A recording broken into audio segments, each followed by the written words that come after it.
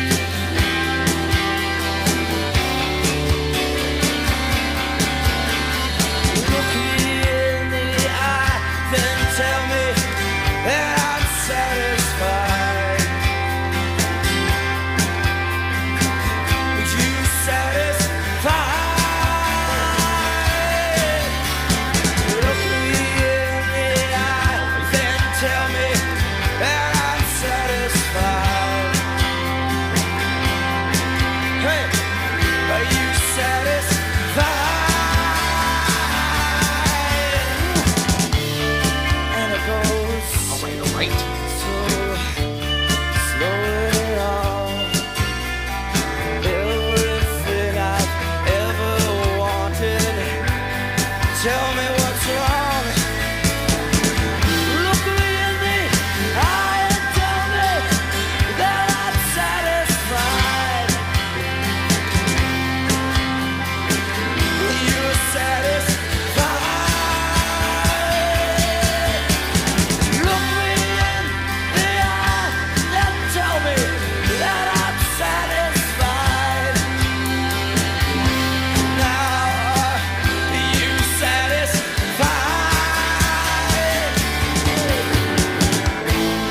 Everything goes, anything goes, all at a time. Everything you dream of is right in front of you. But hurts you, it's lying. Look me in the eye and tell me that I'm satisfied. Look me in the eye, satisfied. I'm so unsatisfied. I'm so dissatisfied. I'm so unsatisfied. I'm so unsatisfied. I'm so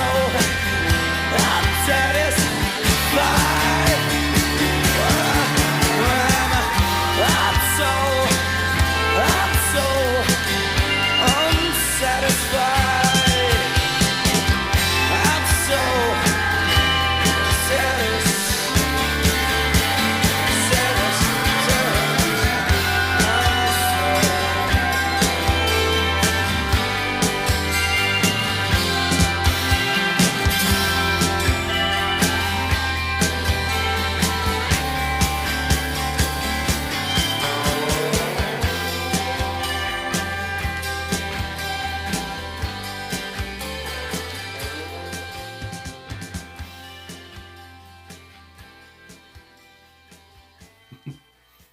Holy crap. All right, Unsatisfied by The Replacements. I'm telling you right now, that's going, I'm downloading that song after this. I have, my goodness, I'm taking it back. What should I say? I'm not going to pause the video.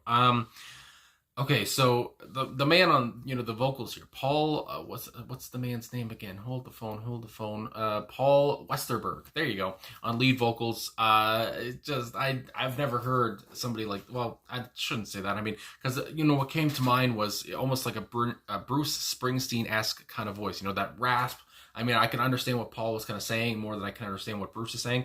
But anyway, oh my God, it's just the rasp, the feeling, the pain, the anguish, the emotion, what a moving voice as well. I mean, it sounds because it's like why would you believe me? But I did get goosebumps at one point with his voice, especially in the chorus, and now he just kept repeating, I'm so unsatisfied, going on, and how he was like dissatisfied. The man is obviously not happy. Well, not happy, I guess you would say. Sure. He's not satisfied. I mean, yeah. And it's just like the repetition really drives that point home. And this song, it's like you would expect somebody at the age of like 40 or something, or like like a 40-year-old guy or something to be singing this. But Paul was like in his early 20s here, like 25 or something. It's just like, in that voice, I mean, that's not a 25-year-old's voice either. It's just like, holy crap. I was just blown away by his vocals, his it just so the crisp vocal too, for like how raspy it was, but it still sounded so crisp, and it's just, I don't know, just everything going on there, and I just loved it so much. I love singers like that, the guy behind me there, Kurt Cobain, he could go like that sometimes, just scream like with the best of them. But I really enjoyed that voice, and I mean, Frank Paul did not disappoint there. So going into this, I didn't expect the replacement singer to sound like that. I don't know why. The replacements have been requested so much, but I just didn't expect the front man to sound like that. I don't know why I didn't, but that's what came to mind. Anyway, so yeah, Paul Westerberg, and also he wrote the song, I guess, as well. And I mean, just before getting into it, which I guess it kind of goes along with what the song's kind of about, but talking about just unsatisfied with life, I guess, is what really it comes down to, is what I'm reading anyway. Just unsatisfied with I guess where you are in life, and life in itself, and just the people in your life, and I guess for him, maybe the music that they're doing, just not satisfied. My dog is yawning back there as well, if you can hear her. She likes to be part of the show. But yeah, it's just so, and from what I'm hearing as well, that this band was not always, I guess they weren't a serious kind of a band, I guess. So this song was more of a serious tone for them. But I mean, either way, holy crap, it's just like, they got real. I mean, yeah. But I have to say as well, just to go back on the track, I love how the guitars open the song, and then how you could hear Paul at some, I don't know what he was saying, but he was saying a couple quips or something, and then he comes in, I'm like, holy shoot, like I didn't expect this voice to take off. But I like how just starts right off with the chorus. Look me in the eye, then tell me that I'm satisfied. Was you satisfied here? Look me in the eye, then tell me that I'm satisfied. My God, hey, are you satisfied? These questions. Are you satisfied? I'm not. And it goes so slowly on. Everything I've ever wanted. Tell me what's wrong. That's the first verse there. And then the chorus comes in again, and the chorus is repeated a couple times. And it's just, again, getting that point home, the whole thing of, I'm so unsatisfied. It's just like, holy shit. Everything. And then I like the second verse where it kind of slows down, and he's not screaming. I wouldn't say screaming, but he's not yelling as much. Everything goes well. Anything goes all the time. Everything you dream of is right in front of you, and everything is a lie. So that part there, everything is a lie. It's just, again, there, he just sounds so pissed off. I mean, everything's a lie. Look me in the eye and tell me that I'm satisfied. It's just like, because I'm not, what are you going to tell me? And I like how in the outro, how he says, when it's finishing off, I'm so unsatisfied. I'm so dissatisfied. I'm so, and then the ellipses there, and he doesn't finish it off. It's like, he's so unsatisfied that he's just done. He's done with the song. It's over, that kind of a feeling. And it's just like everything going on here. This is a 10 out of 10. I mean, I've never given ratings, but this is a 10 out of 10. When I do my list at the end of 2022 for, you know, the best songs I reacted to, this song will definitely be on that list. I'm saying right now, I'm calling it, because holy shit, this was really good. Excuse my language. But anyway, so just the whole, you know, I guess, you know, just reading up, you know, on what's it called, ultimateclassicrock.com, you know, genius.com, song facts, all the stuff that I'm looking at. What I'm seeing here is, again, he didn't really, you know, I guess Westerberg didn't really always go into, you know, have introspection and all this stuff, always talk about this kind of a thing. But, you know, with Let It Be, which is this album, which, I mean, the balls to call an album Let It Be, you know, after, you know, the Beatles had Let It Be as well. So I like that right there. But anyway, you know, where the band, I guess, again, they went serious on this track, and I just love it. And I mean, obviously they could do serious as well. And just, again, I can't get over his voice, but just shredding on this song. And actually, let me just see on Song Facts as well if there's anything, you know, talking about Unsatisfied is a statement of perpetual dissatisfaction. I mean, like, yeah, I basically said it's an 80s update of the my goodness, miasma. I don't know. The same thing, you know, the same theme captured in the Rolling Stones' I Can't Get No Satisfaction, which is funny because I just did a I Can't Get No Satisfaction, a reaction from Devo, which was good. Anyway, penned by the Replacements frontman Paul Westerberg. Okay, there it is. It curls its lip against the perpetual lies of human existence. And, you know, talking about the lies of human existence and how he says everything is a lie in the song. Again, he just sounds so pissed off. He just sounds so done. And he's only, like, in his mid-20s or whatever. It's just like, but that's what you feel. I mean, as somebody who, I mean, I'm 24, so I'm about the same age he was when he wrote this, I guess. You know, you do feel, you know, you get even, yeah, in your mid-20s or whatever, I mean, you can feel that way of, like, nothing is real, everything sucks, all this kind of thing. Everything is a lie. It's just like, my God, he captured that so well. Anyway, it says this is Albert Camus stuff. Holden Caulfield of Catcher in a Rye territory. Total disgust with the inauthenticity of modern human existence. So yeah, he's just mad at everything. That whole kind of Holden Caulfield thing, which, you know, I think everyone's kind of read freaking The Catcher in the Rye. I know I had to for high school.